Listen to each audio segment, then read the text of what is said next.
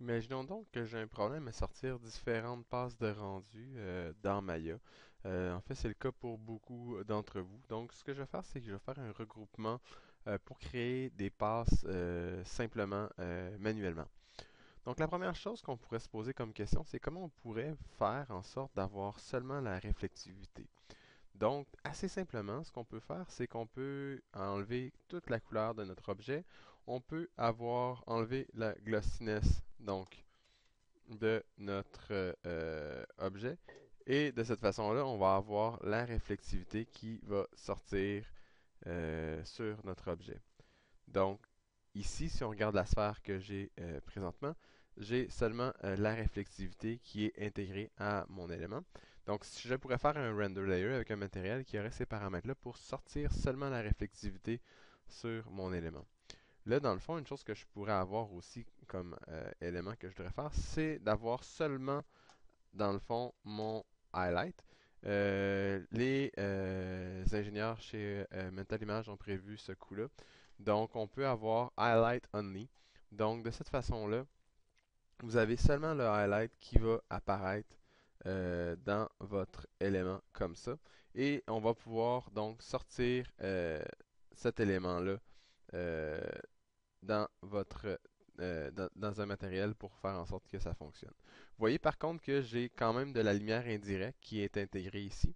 C'est bien, mais en fait, peut-être que la lumière indirecte, je voudrais peut-être juste isoler, dans le fond, mon spécular.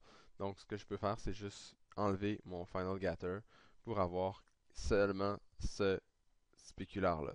Encore une fois, donc, ce qu'on ferait, c'est qu'on créerait, on partirait du matériel de base que vous avez créé. On pourrait créer un nouveau render layer et on assignerait, dans le fond, un override pour faire en sorte de modifier le matériel seulement dans ce render layer-là. Donc, on aurait seulement la spécularité comme ça.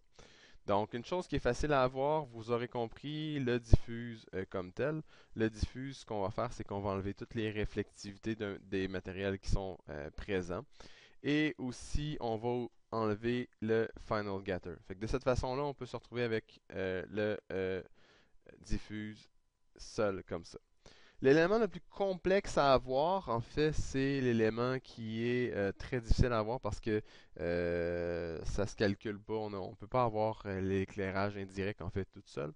Donc, on va devoir faire quelque chose, une passe de Kung Fu un petit peu plus complexe pour arriver à l'avoir. Donc, ce que je vais faire, c'est que je vais remettre dans le fond mon Final Getter pour avoir du Global Illumination pas du Global Illumination, mon IBL, l'éclairage de mon IBL sur mon élément. Et donc, on va revenir avec quelque chose comme ça. Et ce que je voudrais avoir, dans le fond, c'est une passe de rendu qui irait capturer l'indirect seulement. Donc, présentement, vous voyez que j'ai quand même le diffuse plus l'indirect. Séparer ça, ça peut être un cauchemar si on y va de front. Donc, on va utiliser une technique qui est différente. Ce que je vous dis, c'est d'aller chercher dans le fond votre matériel. Là, on va être obligé de séparer les matériels que vous voulez mettre là-dedans pour avoir les indirects par matériel. Donc, le moins de matériel possible si vous voulez faire ce genre de truc-là. Sinon, ça va être un petit peu plus long que les autres éléments qu'on a fait. Donc, on prend le matériel, on le met en évidence comme ça. On va aller chercher une node qui s'appelle le Write, donc W-R-I, Write to Color Buffer. Donc, cette node-là, ce qu'elle va permettre de faire, c'est d'inscrire une des composantes d'un shader dans une passe de rendu qu'on va créer. Donc, ça ici, c'est juste de dire à Maya, c'est l'instruction pour dire à Maya, écoute, Maya, prends cette information-là de ce shader-là et va l'écrire dans une passe de rendu. Donc, on aura compris en fait que si on inspecte la node, que Custom Color Pass, présentement, il n'y a pas de Custom Color Pass. Donc, on doit assigner une passe de rendu à cette node-là pour que ça puisse fonctionner. Donc, la façon simple d'aller faire ça, c'est d'aller créer une Custom Color Pass. Donc, vous allez dans Pass, vous allez Custom Color, que vous allez pouvoir créer comme ça. et vous pouvez les créer. Et on pourrait même aussi, désolé, renommer notre custom color pour dire ça va être quoi. Dans ce cas-là, on voulait avoir de l'indirect.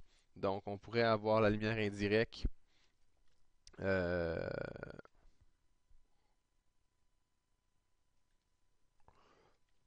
Donc, on va avoir cette passe-là qui va être ici. Et on va l'assigner donc à notre scène pour avoir notre passe assignée. Présentement, la passe ne rendra rien parce que vous aurez compris, je n'ai pas assigné d'éléments à cette passe-là encore. Donc, je vais aller ici dire, écoute, l'information que tu vas avoir, que le shader va t'envoyer, tu vas l'écrire dans Indirect Custom. Chose importante, c'est de savoir quel genre de passe qu'on va mettre ici. Dans le cas où on a de l'indirect, on va additionner la lumière. Donc l'opérateur qu'on va utiliser, c'est le add, qui va nous permettre donc d'avoir l'information écrite de la bonne façon. Ce qui reste à faire à partir de là, c'est de plugger donc notre shader pour avoir l'information, sortir l'information du shader et l'envoyer dans notre write to color buffer. Donc, ce qui est intéressant là-dedans, c'est que vous voyez, vous avez une liste d'épicerie assez monumentale des éléments. Donc, si vous voulez sortir de l'information, ce que je vous conseille de prendre, c'est les résultats, donc qui sont les éléments totalement calculés, fonctionnels et prêts à l'emploi pour Maya. On peut utiliser les raw, mais c'est généralement si on fait une comparaison entre le indirect result et le indirect raw. Le indirect result va être exactement la même chose qu'une passe d'indirect qu'on retrouverait dans les passes de rendu. Donc, on peut aller chercher indirect result et vous voyez que maintenant il me reste juste ces deux éléments-là que je peux connecter, mais ce que je veux, c'est connecter dans la couleur, donc la valeur RGB, pour que ça puisse écrire une texture en couleur. Donc maintenant, j'ai mon shader et mon petit shader network de fait qui me permet de donc d'écrire l'information d'indirect là-dedans. On va juste vérifier donc si on a le tout. Donc on se retourne dans Indirect Custom et tatam, nous avons notre passe d'indirect qui est sortie. Donc, cette technique-là que je viens de vous montrer peut fonctionner pour n'importe quel élément de votre shader qui a un résultat. Et en fait, il faut avoir un XPath. Et les résultats, donc, vous allez pouvoir les sortir dans un custom write to color buffer pour si vous voulez les avoir. Donc, ça, c'est une façon très intéressante, justement, d'avoir de l'information d'un shader que vous voudriez avoir en compositing.